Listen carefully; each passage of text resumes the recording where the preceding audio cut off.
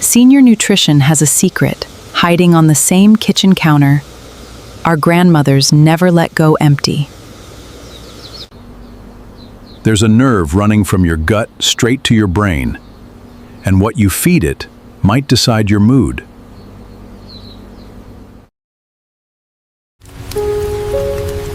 Senior Nutrition has a secret hiding in plain sight. On the same kitchen counter, our grandmothers never left empty. A jar of something fermented, something alive. There is a nerve running from your gut straight to your brain. And what you feed the bacteria living inside you may be quietly deciding whether you wake up anxious or at peace. What if the mood you've blamed on age was never about age at all? There's a man I know. Call him the man who inherited his mother's kitchen. 69 years old, widower. A jar of homemade sauerkraut, always fermenting quietly on his counter, because his mother never let hers run empty, and neither, out of habit more than intention, could he. It was one of the few things he'd kept exactly as she'd left it. The same crock, the same wooden tamper worn smooth by 2 generations of hands, the same rhythm of packing cabbage down tight every few days, without ever really asking himself why. He didn't think much of it. It was simply background, the way a clock ticking in a hallway becomes invisible after enough years. Until his daughter, worried about the low, gray mood that had settled over him since retirement, the kind of mood that made him stop returning calls and skip Sunday dinners he used to insist on, asked him to stop for 2 weeks as an experiment. Just to see, she said. Just humor me. He agreed, mostly to put her mind at ease. I felt it before I understood it, he told me. Something dimmer, heavier. The house felt quieter than usual, though nothing else had changed. He found himself standing at the counter some evenings, staring at the empty space where the crock used to sit, unsure why its absence felt so much larger than a jar of cabbage should. He didn't know the word for it yet, didn't connect it to a nerve, a bacteria, a chemical signal traveling upward through his own body. He just knew he wanted the jar back, and he wanted to understand why wanting it back felt so urgent. The vagus nerve is the longest nerve in your body, a direct physical cable running from your gut to your brainstem, winding its way past the heart and lungs on its journey upward, carrying more information upward than downward. Roughly 90% of the signals on that nerve travel from stomach to brain, not the other way around. Most of us grow up believing the brain runs the show, sending orders down to the rest of the body. The truth is closer to the opposite. Your gut is talking almost constantly, and your brain is, more often than we realize, simply listening.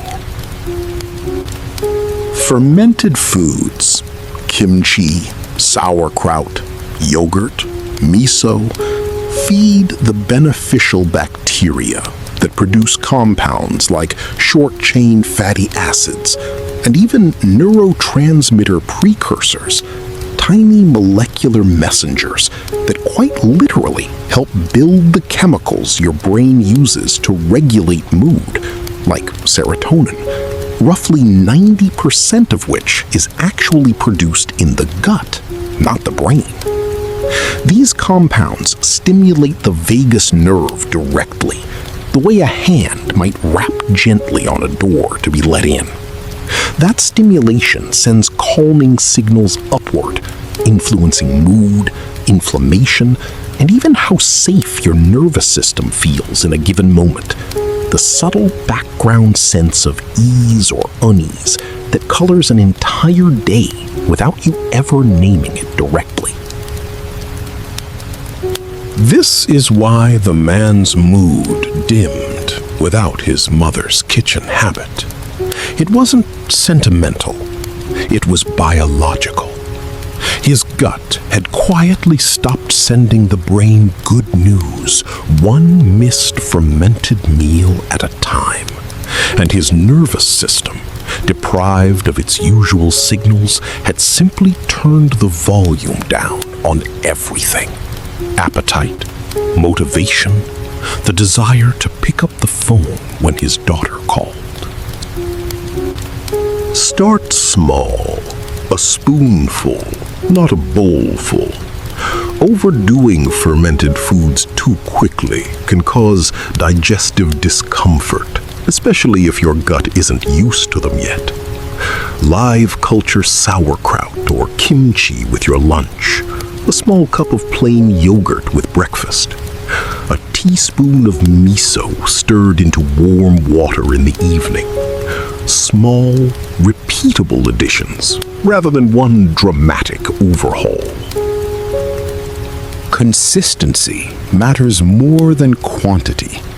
The gut bacteria that support the vagus nerve need daily feeding to establish themselves, the same way a garden needs regular watering rather than one heavy soaking followed by weeks of neglect. Avoid pasteurized versions on the shelf. Pasteurization kills the very live cultures doing the work, which means a jar labeled sauerkraut at the grocery store is sometimes nutritionally closer to pickled cabbage than to the living, active food your gut actually benefits from. Look for the words raw or unpasteurized, or better yet, the refrigerated section, rather than the shelf-stable aisle. And pair it, if you can, with something the vagus nerve loves just as much. Slow, deep breathing after meals. 4 seconds in, 6 seconds out. Even just 10 breaths. This isn't a coincidence. The vagus nerve directly influences your heart rate and breathing, and the relationship runs both ways.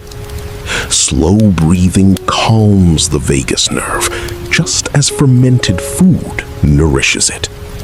The two habits together are far stronger than either alone. A quiet partnership between what you eat and how you breathe, both speaking the same language your body has been waiting to hear. But here's what the man with his mother's kitchen eventually understood. Sitting alone one evening with the jar finally cracked open again, the familiar sharp smell filling the kitchen for the first time in weeks. The ritual itself had never just been about bacteria.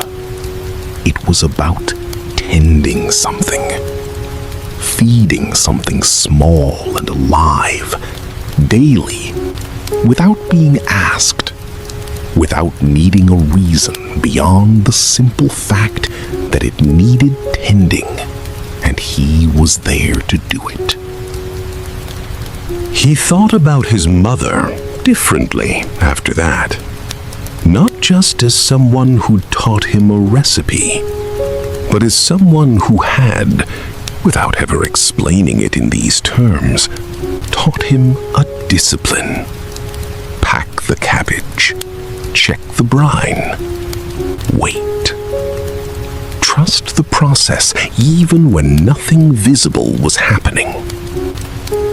It occurred to him that she'd probably needed the ritual just as much as he did in her own years of loss and long afternoons alone, and had simply never had the language of vagus nerves and neurotransmitters to explain why it helped. She just knew it did. Maybe that's what his mother had actually been teaching him all those years. Not a recipe, but a discipline of care.